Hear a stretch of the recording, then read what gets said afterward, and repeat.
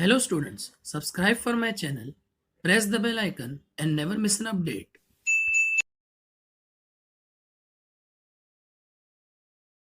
Hello everyone, welcome to my YouTube channel classic tutorial. आज के lecture में हम क्लास 9th सीबीएसई हिस्ट्री के chapter number 1 the French revolution को पढ़ने वाले हैं बच्चों।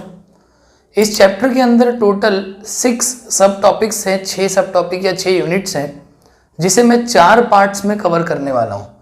तो ये जो पार्ट है ये हमारा इस चैप्टर का पहला पार्ट होगा। इसके बाद 3 पार्ट मैं और बनाऊंगा और आज के पार्ट में जो टॉपिक्स हम कवर करेंगे वो होगा सबसे पहले तो फ्रेंच सोसाइटी के बारे में, उसके बाद जो हम लोग का अगला टॉपिक होगा वो होगा द स्ट्रगल टू सर्वाइव, उसके बाद ग्रोइंग मिडिल क्लास। ये 3 टॉपिक हम लोग आज के लेक्चर में कवर करने वाले हैं। दूसरी बात बच्चों, ये चैप्टर जो है मैं आपको टेक्स्ट बुक की मदद से पढ़ाने वाला हूँ, तो हम वर्ड टू वर्ड और लाइन बाय लाइन पढ़ेंगे। तो अगर आपके पास टेक्स्ट बुक है तो आप टेक्स्ट बुक ले लीजिए और जितने भी इंपॉर्टेंट नेम्स, इवेंट्स या डेट्स आते हैं वो सब आप हाईलाइट या अंडरलाइन करते चलें, क्योंकि ये जो पॉइंट्स होते हैं, ये जो डेट्स या नेम्स होते हैं, इनके ऑब्जेक्टिव टाइप क्वेश्चंस में आने के चांसेस ज़्यादा होते हैं। तो आइए बिना वक्त ज़ाय किए शुरू करते हैं हमारा पहला चैप्टर, जिसका नाम है the French revolution. On the morning of 14 July 1789 the city of Paris was in a state of alarm. The king had commanded troops to move into the city. Rumours spread that he would soon order the army to open fire upon the citizens. 14 July 1789 की सुबह Paris के अंदर एक भगदड़ see much जाती है, एक state of alarm पे आ जाते हैं, बेचैनी सी हो जाती है, क्योंकि राजा ने ट्रूप्स को ये ऑर्डर दिया है कि वो शहर के अंदर मूव करे, शहर के अंदर जाए या अपनी किंगडम के अंदर मूव करे। और एक अफवाह उड़ती है, एक रूमर उड़ती है कि राजा ने इन सिपाहियों को ये ऑर्डर दिया है कि वो लोगों के ऊपर, सिटीजन्स के ऊपर ओपन फायर कर दे। ये सोचकर, ये अफवाह सुनकर लोगों के अंदर बेचैनी पैदा हो जाती है, लोग डिस्टर्ब हो जाते हैं। Some 7,000 men and women gathered in front of the town hall and decided to form a people's militia. लगभग 7,000 मर्द और औरतें टाउन हॉल के सामने जमा हो जाते हैं और अपने आप को पीपल्स मिलिशिया, पीपल मिलिशिया का मतलब होता है आर्मी ऑफ कॉमन पीपल, अपने आप को आर्मी डिक्लेयर कर देते हैं कि मतलब ये कि अब हम राजा के अंडर में नहीं रहेंगे, अब जो है हम अपना खुद जो है वो अधिकार अपना हासिल करके रहेंगे, अपने लिए लड़ेंगे। तो they gathered in front of the town hall and decided to form people's militia. They broke into a number of government buildings in search of arms. और इस तरह उन्होंने हथियारों के लिए, हथियार हासिल करने के लिए बहुत सारे गवर्नमेंट बिल्डिंग्स पे हमला कर दिया। Finally, a group of several hundred people marched towards the eastern part of the city, जिसमें से लगभग कुछ 100-150 लोगों का ग्रुप जो था वो eastern part of the city की तरफ गया and storm the fortress prison the Bastille where they hope to find hoarded ammunition. और वहाँ जाके उन्होंने बेस्टाइल के किले पे या बेस्टाइल के जेल पे हमला कर दिया और ये सोचकर हमला किया कि वहाँ से हमें कुछ हथियार वगैरह भी मिल जाएंगे। और भी एक वजह थी उस पर हमला करने की, वो अभी आगे आएगा। In the armed fight that followed, the commander of the Bastille was killed and the prisoners released. इसी लड़ाई के अंदर जो बेस्टाइल का कमांडर था वो मारा गया और सारे कैदियों को आज़ाद कर दिया गया। दो देर वर ओनली 7 of them, सिर्फ 7 कैदी वहाँ पे थे लेकिन उनको आज़ाद कर दिया गया। यहाँ पे चिल्ड्रन, ये जो कमांडर मारा गया उस कमांडर का नाम था बर्नार्ड रेने डी लॉनी। ये जो कमांडर थे इनकी तस्वीर आप यहाँ पे देख सकते हैं, इन्हें मार दिया गया। Yet the Bastille was hated by all because it stood for the despotic power of the king. Bastille से वैसे ही सबको नफरत थी क्योंकि बेस्टाइल जो जेल था या बेस्टाइल का जो किला था वो राजा के अत्याचार का, उसके डेस्पोटिज्म का, उसके मन मर्जी के राज का एक सिंबल बना हुआ था। The fortress was demolished and its stone fragments were sold in the markets to all those who wished to keep A souvenir of its destruction। यानी वो बेस्टाइल के जेल को पूरी तरह से तोड़ दिया गया, उसके जो भी टूटे फूटे पत्थर वगैरह जो भी थे उसको बाजार में बेचा गया और जो लोग इस बेस्टाइल के किले के टूटने को याद के तौर पे रखना चाहते थे उन्होंने इन पत्थरों को एज ए सुविनर खरीदा। The days that followed saw more writing both in Paris and the country side. Bastille के जेल को तोड़ने के बाद और भी कई सारे पेरिस के अंदर और कंट्री साइड यानी गांव के अंदर राइट्स देखने को मिले, दंगे देखने को मिले, लोगों का एक्शन देखने को मिला। Most people were protesting against the high price of bread, जिसमें ज्यादातर लोग ब्रेड के प्राइस को लेकर लड़ रहे थे या आवाज उठा रहे थे या प्रोटेस्ट कर रहे थे। Much later when historian looked back upon this time they saw it as the beginning of a chain of events that ultimately led to the execution of the king in France, though most people at that time did not anticipate this outcome. हालांकि आगे ये events इतना ज़्यादा extreme हुआ कि लोगों ने राजा को पकड़ कर ही उसको मृत्यु दंड दे दिया, उसको मौत की सज़ा दे दी। हालांकि लोगों ने ये एंटिसिपेशन नहीं था, लोगों को ये उम्मीद नहीं थी कि इतना ज़्यादा ये वॉर, इतना ज़्यादा ये रिवोल्ट जो है वो रिजल्ट लेकर आएगा और राजा को मारने की नौबत आ जाएगी। लेकिन ये हुआ कैसे, how and why did this happen. Basically अभी हमने क्या पढ़ा बच्चों, अभी हमने फ्रेंच रिवॉल्यूशन की कहानी का इंट्रोडक्शन पढ़ा, जिसमें ये बताया गया है कि एक अफवाह की वजह से लोगों में भगदड़ मच गई और किस तरह उन्होंने बेस्टाइल के किले पे, बेस्टाइल के जेल के ऊपर अटैक कर दिया और वो राइट्स इतने बढ़ते गए कि फाइनली उसका जो राजा था, फ्रांस का जो राजा था, उसको भी उन लोगों ने मार दिया। अब आइए शुरू करते हैं इंट्रोडक्शन के बाद हमारा मेन कहानी, जिसका टॉपिक है French society during the late 18th century. ये हमारा सबसे पहला टॉपिक है, क्योंकि जब कोई रिवॉल्ट होती है तो रिवॉल्ट होने के पीछे कोई कारण होता है, ऐसे ही रिवॉल्ट नहीं हो जाती है, उसके पीछे कॉजेज होते हैं। तो कॉजेज में जो सबसे पहला कॉज था वो था सोसाइटी, यानी कि फ्रांस का समाज। वो कैसा था देखते हैं। In 1774 Louis 16 of the Bourbon family of king ascended the throne of France, यानी 1774 में लुइस 16 जो है वो फ्रांस का राजा बना, जो बर्बन डायनेस्टी से बिलोंग करता था। ये उसकी तस्वीर है। ही वॉज 20 years old, वो 20 साल का था जब वो राजा बना। And married to the Austrian princess Marie Antoinette, और उसकी शादी ऑस्ट्रिया की एक प्रिंसेस मैरी एंटोनिट से हुई। ये उसकी तस्वीर है। Upon his accession the new king found an empty treasury, लेकिन किस्मत को क्या मंजूर था कि जब वो राजा बना तो वो क्या देखता है कि उसका खजाना जो है वो पूरी तरह से खाली है। Long years of war had drained the financial resources of France. वो खजाना खाली क्यों था? क्योंकि फ्रांस कई सालों से लड़ाई लड़ रहा था, जिसकी वजह से फ्रांस का पूरा खजाना खाली हो चुका था। फाइनेंशियल बर्डन जो लड़ाई का आया, उस वजह से वो खजाना खाली हो चुका था। Added to this was the cost of maintaining an extravagant court at the immense palace of Versailles. Palace of Versailles के दरबार का भी खर्चा बहुत ज़्यादा था, उसको मेंटेन करने का भी खर्चा बहुत ज़्यादा था, इस वजह से भी खजाना खाली हो गया। तो दो रीज़न बताया है। पहला रीज़न बोल रहा है कि वॉर की वजह से खजाना खाली था, और दूसरा रीज़न बताया कि वर्साइल्स के पैलेस को मेंटेन करने के लिए भी पैसा बहुत लगता था, जिस वजह से खजाना खाली हो गया।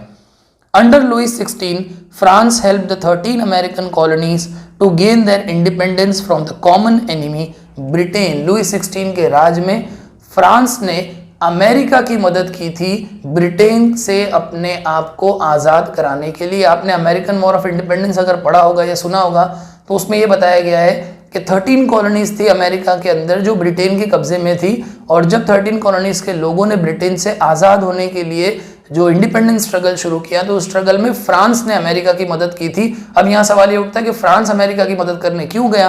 तो उसका रीज़न ये था कि फ्रांस ब्रिटेन का दुश्मन था, और दुश्मन का दुश्मन दोस्त होता है, इसलिए उसने अमेरिका की मदद की।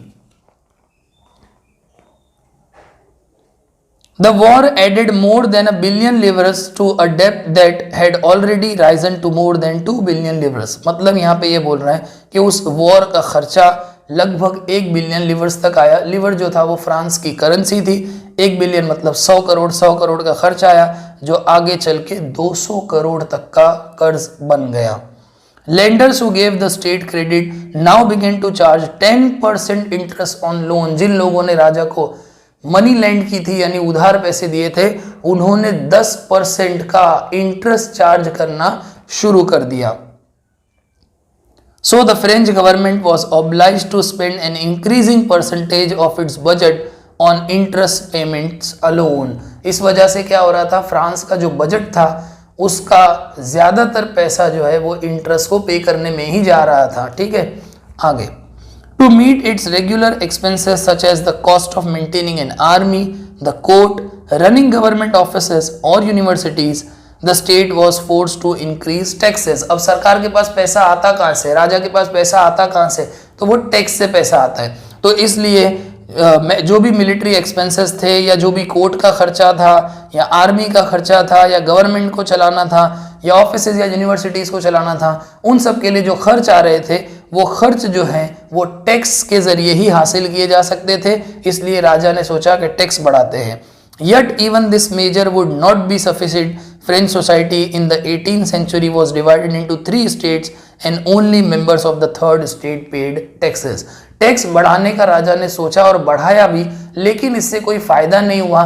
फायदा ना होने की वजह यह थी कि फ्रांस की सोसाइटी 3 हिस्सों में बटी हुई थी जिन्हें स्टेट्स कहा जाता था, और उसमें से सिर्फ जो थर्ड स्टेट के लोग थे वही लोग टैक्स भरते थे, जिनसे इतना पैसा नहीं आ रहा था कि फ्रांस का कर्जा चुकता हो सके, कर्जा अदा किया जा सके।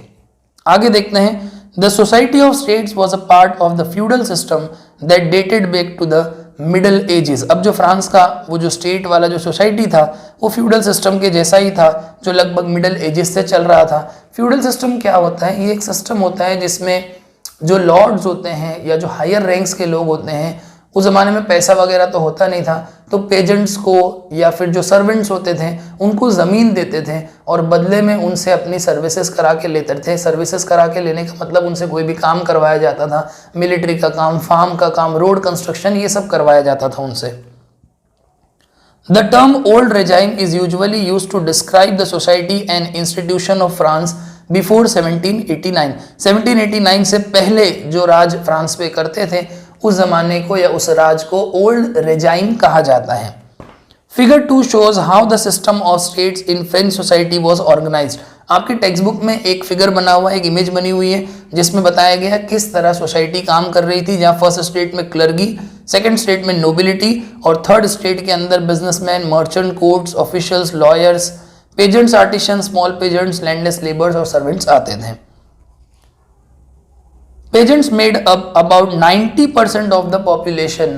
अब फ्रांस की जो आबादी थी, फ्रांस की जो पॉपुलेशन थी, उसमें 90% जो है वो किसान थे। However, only a small number of them own the land they cultivated. लेकिन उन 90% में कुछ ही किसान ऐसे थे जिनके पास उनकी खुद की ज़मीनें थी, उनके खुद के जो है वो लैंड्स थे। However, only a small number of them own the land they cultivated. About 60% of the land was owned by nobles. जितनी ज़मीन थी उसका 60% nobles, church and other richer member of the third state के पास था।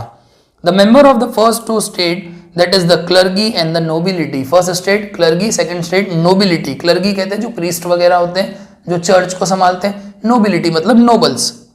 Enjoyed certain privileges by birth. अब ये जो फर्स्ट और सेकंड स्टेट थे, जो भी लोग फर्स्ट या सेकंड स्टेट में पैदा होते थे उनको कुछ स्पेशल अधिकार मिलते थे जिनको प्रिविलेज कहा जाता था। वो पैदा होते ही वो अधिकार उनको मिल जाते थे। The most important of these was exemption from paying taxes to the state. ये सबसे इंपॉर्टेंट है बच्चों, ये आपको याद रखना है कि फर्स्ट और सेकंड स्टेट को टैक्स भरना नहीं पड़ता था। टैक्स जो है वो सिर्फ थर्ड स्टेट भरती थी। The nobles further enjoyed feudal privileges. These included feudal dues which they extracted from the peasants. साथ ही साथ जो नोबल्स होते थे उनको कुछ प्रिविलेजेस भी मिलते थे, जैसे वो जिन पेजेंट्स को प्रोटेक्शन देते थे अंडर फ्यूडलिज्म उनसे टैक्स भी लेते थे, उसको फ्यूडल ड्यूज कहते थे। Peasants were obliged to render services to the lords. Peasants को बदले में लॉर्ड्स को सर्विसेज देनी पड़ती थी, जैसे कि मैंने स्टार्टिंग में भी बताया वही लिखा है। To work in his house and fields, उसके घर में या उसके खेत में काम करना। To serve in the army, army के अंदर काम करना। और to participate in building roads, या रोड्स वगैरह बनाने में पार्टिसिपेट करना। The church to extracted its share of taxes called tithe और तीथ्स फ्रॉम द पेजेंट्स। यानी ये जो तीथे नाम का जो टैक्स था या ताइथ नाम का जो टैक्स था, ये टैक्स जो है वो चर्च किसानों से लेता था। किसानों को कंपलसरी चर्च को अपनी इनकम का 10%, 1/10 पार्ट ऑफ देयर इनकम वो चर्च को कंपलसरी देना पड़ता था। उस टैक्स को ताइथ कहते थे। And finally all members of the third state had to pay taxes to the state. यानी चर्च को तो देते ही थे, साथ ही साथ स्टेट को भी टैक्स देते थे, जैसे कि these included a direct tax called taille. Taille नाम का एक डायरेक्ट टैक्स भी दिया जाता था। And a number of indirect taxes, और इनडायरेक्ट टैक्स भी बहुत सारे थे। इनडायरेक्ट टैक्स और डायरेक्ट टैक्स में क्या फर्क है? वो टैक्स जो हम डायरेक्टली पे करते हैं वो डायरेक्ट टैक्स है। इनडायरेक्ट टैक्स मतलब वो टैक्स जैसे आपने कोई चीज खरीदी, कोई कमोडिटी खरीदी और उसके ऊपर जो आपका टैक्स जाता है उस टैक्स को इनडायरेक्ट टैक्स कहते हैं। तो इनडायरेक्ट टैक्स भी ये लोग पे करते थे on articles of everyday consumption, जिसमें डे टू डे यूज होने वाली चीजें आती थी, जैसे कि सॉल्ट हो गया या टोबैको हो गया, टोबैको पे भी टैक्स देना पड़ता था। The burden of financing activities of the state through taxes was borne by the third state alone. अब ये जो भी फाइनेंशियल एक्टिविटी है देश की, स्टेट की, उसके टैक्स की पूरी जिम्मेदारी सिर्फ थर्ड स्टेट की थी। कहने का मतलब ये है कि सिर्फ और सिर्फ टैक्स थर्ड स्टेट ही पे करती थी। अब हमारा अगला टॉपिक है the struggle to survive. The population of France rose from about 23 million in 1715 to 28 million in 1789, यानी कि सिर्फ 74 ईयर्स में 5 मिलियन आबादी बढ़ गई, जो कि सिंपल लैंग्वेज में अगर कहूँ तो 50 lakhs पॉपुलेशन बढ़ गई। This led to a rapid increase in the demand of food grain. Of course सीधी सी बात है, लोग खाना तो खाते ही है, तो जब आबादी बढ़ी तो खाने की जरूरत बढ़ गई। Production of grains could not keep pace with the demand, लेकिन जो अनाज पैदा हो रहा था वो डिमांड के साथ मैच नहीं हो रहा था। मतलब ये कि अनाज कम पैदा हो रहा था, उसकी डिमांड ज्यादा थी, खाने वाले ज्यादा थे और खाना कम था। Most production of grains could not keep pace with the demand, so the price of bread, which was the staple diet of the majority, rose rapidly. अब जो आम लोगों का खाना था रोज का ब्रेड, उस ब्रेड का प्राइस भी बढ़ गया। Most workers were employed as labourers in workshop whose owners fix their wages. ज्यादातर लेबर जो वर्कशॉप में काम करते थे, उनके मालिकों ने उनकी वेजेस यानी उनकी मजदूरी भी फिक्स करके रखी हुई थी। But wages did not keep pace with the rise in prices, यानी महंगाई बढ़ते जा रही थी बट मजदूरी बढ़ रही नहीं थी। तो एक तरफ क्या हो रहा है, चीजें नहीं है, फूड ग्रेन शॉर्ट है, दूसरी तरफ फूड ग्रेन के शॉर्टेज की वजह से महंगाई बढ़ रही है, तीसरी तरफ यहाँ पे इनकी वेजेस फिक्स है, वेजेस बढ़ रही नहीं है, महंगाई बढ़ते जा रही है। तो बहुत सारा स्ट्रगल करना पड़ रहा था सरवाइव करने के लिए। So the gap between the poor and rich widened, इस तरह अमीर गरीब के बीच का फासला और फर्क बढ़ता गया, गैप बढ़ता गया। Things became worse whenever drought और hail reduce the harvest. Drought and hail मतलब बर्फ वगैरह के गिरने से या बर्फीली हवा चलने से जब फसल खराब हो जाती थी तो हालत और भी खराब होने लग जाती थी। This led to a subsistence crisis, जिसकी वजह से फ्रांस में सब्सिस्टेंस क्राइसिस आ गया, यानी खाने के भी वांदे हो गए, यानी कि वो जो बेसिक नेसेसिटीज होती है वो भी पूरी करने के लिए जो है उनके पास, लोगों के पास कुछ नहीं बचा। Something that occurred frequently in France during the old regime. ऐसा ओल्ड रेजाइम यानी 1789 के आसपास हुआ करता था, उसके पहले हुआ करता था, लेकिन ये जो है वापस हो रहा था। मतलब ये कि लोगों को खाने पीने के भी लाले हो गए थे, खाने पीने के भी प्रॉब्लम्स हो गई थी। अगला टॉपिक है हमारा, और जो आज का लास्ट टॉपिक होगा, वो है a growing middle class envisages an end to privileges. मतलब ये कि एक मिडिल क्लास एमर्ज हुई और उन्होंने इमेजिन किया कि ये जो प्रिविलेजेस यानी कि ये जो फर्स्ट स्टेट और सेकंड स्टेट या क्लर्गी और नोबिलिटी को बाय बर्थ प्रिविलेजेस मिलते हैं, उसे एनविसेज करना है। यानी एनविसेज मतलब इमेजिन किया उन्होंने कि वो क्या हो जाएंगे, एंड हो जाएंगे।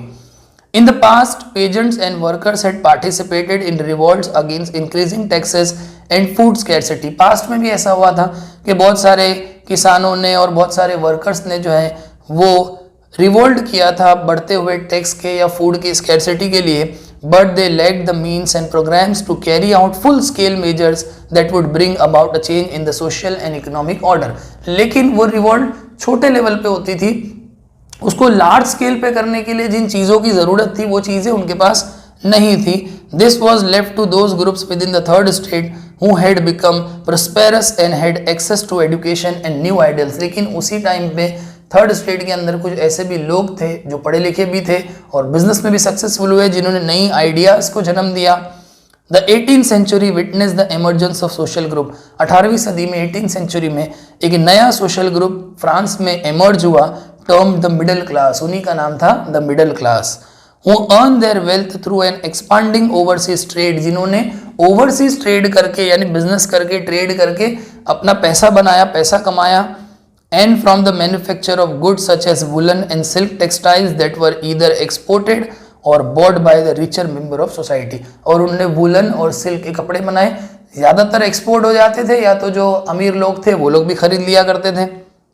तो इस तरह से जो मिडिल क्लास के लोग थे वो पैसा भी कमा रहे थे। In addition to merchant and manufacturers, merchant और मैन्युफैक्चरर्स के अलावा भी the third estate included professions, मतलब प्रोफेशनल लोग भी थे जैसे कि लॉयर्स और administrative officials. All of these were educated and believed that no group in society should be privileged by birth. पढ़े लिखे लोग होते हैं तो हम पढ़ते हैं ना इक्वालिटी, तो ये पढ़े लिखे लोग थे तो इनका ये मानना था कि सबको इक्वल अधिकार मिलना चाहिए, किसी को भी कोई स्पेशल प्रिविलेज या ट्रीटमेंट नहीं मिलना चाहिए. Rather a person's social position must depend on his merit. उनका ये कहना था कि मेरिट बेसिस पे, इंसान के मेरिट के बेसिस पे उसकी सोशल पोजीशन होना चाहिए. These ideas envisaging a society based on freedom and equal laws and opportunity for all. In ideas ने लोगों को इमेजिन कराया एक ऐसे समाज के बारे में जहाँ सबको आज़ादी मिलेगी, जहाँ सबकी बराबरी होगी और सबको अपॉर्चुनिटी मिलेगी. Were put forward by philosophers. ये आइडिया कुछ फिलोसोफर्स ने सामने रखी जैसे जॉन लॉक और Jean Jacques Rousseau in his 2 treatise of government. ये बुक का नाम है जो जॉन लॉक ने लिखी थी. इनकी किताब 2 ट्रीटाइज ऑफ गवर्नमेंट में John Locke sought to refute the doctrine of divine and absolute right of the monarch. Refute का मतलब होता है प्रूव रॉन्ग, यानी उसने अपनी किताब में लिखा कि ऐसा कुछ नहीं होता कि एक राजा है तो वो राजा को गॉड ने अधिकार दिया है कि वो कैपेबल नहीं है तो भी हमारे ऊपर राज करता चले. ऐसा कोई एब्सोल्यूट राइट या मन मर्जी का कोई अधिकार नहीं होता. दूसरा जो फिलोसोफर था जिनको फादर ऑफ फ्रेंच रेवोल्यूशन भी कहा जाता है, नेपोलियन बोनापार्ट ने इनके बारे में कहा था कि अगर रूजो ना होते तो फ्रांस में कभी रेवोल्यूशन ही नहीं होता. तो वो रूजो क्या कहते हैं, Rousseau carried the idea forward proposing a form of government based on a social contract. ये इनकी किताब का भी नाम है social contract between people and their representatives. उन्होंने कहा समाज के अंदर लोग और उनके रिप्रेजेंटेटिव्स के तालमेल से काम होना चाहिए. दूसरी एक किताब है जो मोंटेस्क्यू ने लिखी थी, नाम है the spirit of the laws. In the spirit of the laws Montesquieu proposed a division of power within the government between the legislative, executive and judiciary. उन्होंने कहा पावर जो है वो लेजिस्लेटिव, एग्जीक्यूटिव और जुडिशरी में बटा हुआ होना चाहिए. This model of government was put into force in the USA. यही लेजिस्लेटिव, एग्जीक्यूटिव और जुडिशरी के इंडिपेंडेंस का मॉडल यूएसए के अंदर फोर्स किया गया after the 13 colonies declared their independence from Britain. जब ये 13 कॉलोनीज ब्रिटेन से आज़ाद हुई. The American constitution and it's guarantee of individual right was an important example of political thinkers in France. यानी कहीं ना कहीं अमेरिकन इंडिपेंडेंस भी फ्रांस के पॉलिटिकल थिंकर्स के लिए एक सोर्स ऑफ इंस्पिरेशन बना कि कैसे हम लोग अपने रूलर अगर हमारे ऊपर ठीक से राज नहीं कर रहे या हमारे मास्टर्स हम पे ठीक से राज नहीं कर रहे तो हम उनके अगेंस्ट आवाज़ उठा सकते हैं. The ideas of these philosophers were discussed intensively in salon and coffee houses and spread among people through books and newspaper. ये philosophers की जो बातें थी वो वहाँ पे सैलन्स के अंदर, कॉफ़ी शॉप के अंदर लोग डिस्कस कर रहे थे, किताबों में, न्यूज़पेपर में आ रहा था. These were frequently read aloud in groups for the benefit of those who could not read and write. जो लोग लिख पढ़ नहीं सकते उनके लिए इन बेसिक चीज़ों को जो उन्होंने रिवोल्यूशन से रिलेटेड बताई थी, जो जॉन लॉक ने बताई, रूसो ने बताई, उनको पढ़ा जाता था ज़ोर ज़ोर से ताकि वो समझें. The news that Louis XVI planned to impose further taxes to be able to meet the expenses of the state generated anger and protest against the system of privileges. यानी ऐसा हो गया कि आगे जब उनको ये खबर मिली कि लुई 16 और टैक्स बढ़ाने वाला है ताकि स्टेट के खर्चे को पूरा किया जा सके, तब लोगों का गुस्सा और भड़क गया कि ये जो प्रिविलेज वाला सिस्टम है ये ख़त्म होना चाहिए. हम ही लोग क्यों टैक्स भरे, टैक्स फर्स्ट और सेकंड स्टेट को भी भरना चाहिए. तो बच्चों आज के लेक्चर में हम सिर्फ यहाँ तक करेंगे. मिलते हैं अगले लेक्चर में सेकेंड यूनिट को लेके. मैं उम्मीद करता हूँ आपको ये लेक्चर अच्छे से समझ में आया होगा. Thank you. अगर आपको ये वीडियो अच्छा लगा तो लाइक करो, कमेंट करो, शेयर करो और इस चैनल को ज़रूर सब्सक्राइब करो और अपना बहुत ध्यान रखो. Thank you.